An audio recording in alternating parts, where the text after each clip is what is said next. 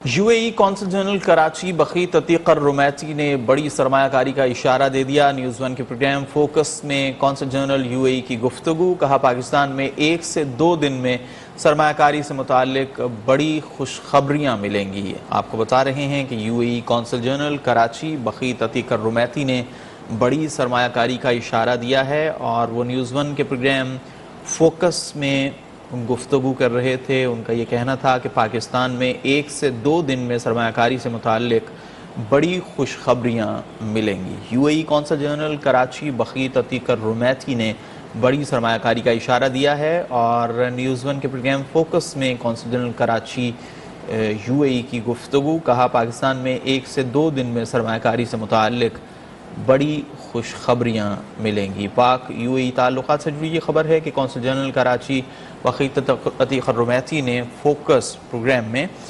गुफ्तगू की है। उनका क्या कहना था, मज़ीद बात करेंगे नुमाइंदा न्यूज़ वन हमजा गिलानी से। जी हमजा गिलानी, आगाह कीजिए।